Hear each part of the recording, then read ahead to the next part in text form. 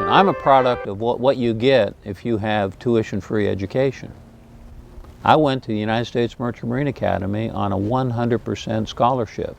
My dad put out $1,000 for my uniforms when I entered as a plebe, and that was it. Now the good news is, I also got paid. When I went out to sea as a cadet midshipman, I got paid at E1 wages, about $65 a month, which was enough to have a few beers when you got into port and go buy a few souvenirs and cameras and that sort of thing. When I got out, I had a degree and I had the life experience because I had given 4 years of service back to the government in exchange for my education. I helped make the ship run. I navigated. I was down in the engine room breathing asbestos while we were keeping the steam end turbines running and that sort of thing.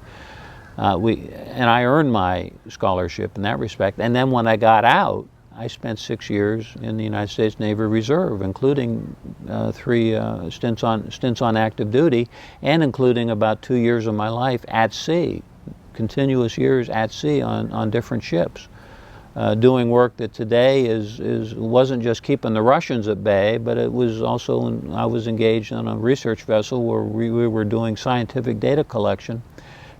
And this explains my interest in climate change, but we were collecting the data that now is the linchpin of our understanding that the oceans and the atmosphere is coupled, and it's a very dynamic environment, and things can change in ways that nobody can predict, especially if we ignore what the science is telling us about thermodynamics and energy transfer and all that sort of stuff. So I am a perfect case study for what you get if you have a tuition-free education and all you have to pay for is your room and board and your clothes. You come out with all the tools that you need, whether they're technical tools or whether they're management tools or whether they're leadership tools, so you can step out and take command of a situation and make the world a better place to live in. For the most advanced country in the world, what we're doing with education is I think is almost criminal. I mean, we now know that young kids who are 3 to 5 years old should be in preschool because that's when they have their most physical development of their brain. And if those kids don't have a warm, nurturing environment in the preschool environment we now know how to give them, because they're coming from a dysfunctional family with a father that's in prison, a mother that's drug addicted, people who are violent and abuse their kids. If we don't find ways to intervene in those kinds of situations that are within the limits of the Constitution, obviously, but spend more money and effort helping these families break that cycle of violence and poverty, then shame on us. If we don't teach our kids in school, in grade school, how to write and how to read and how to cipher and how to do basic mathematics, shame on us.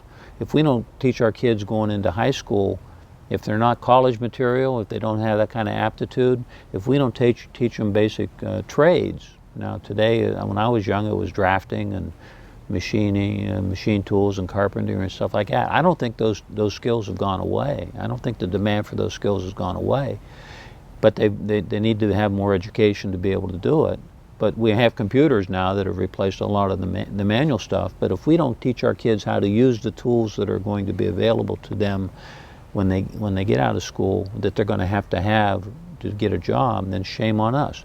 And for the kids that are in college and want to really go for the academic pursuits, if we don't teach them the basics, not just of business or of civil engineering or mechanical engineering, but if we don't teach them a little bit about anthropology and culture and economics and give them a broad liberal arts education, we're not training the next generation of leaders.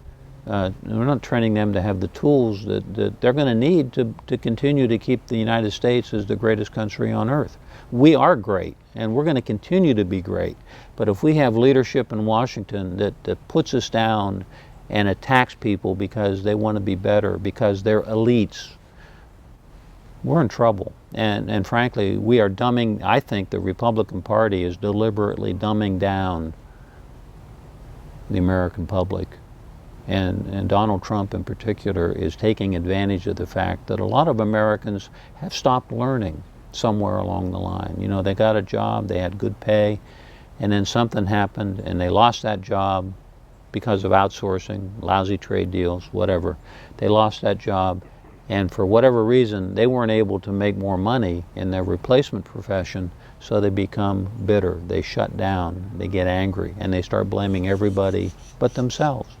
People need to understand that accepting responsibility is more than just a buzzword. Being held accountable is more than just a buzzword or a talking point. Republicans claim that they're acceptable, they want to be held responsible for their own actions, and people should be held responsible and accountable for their own actions. Well, maybe it's time to apply that same standard to Republican politicians.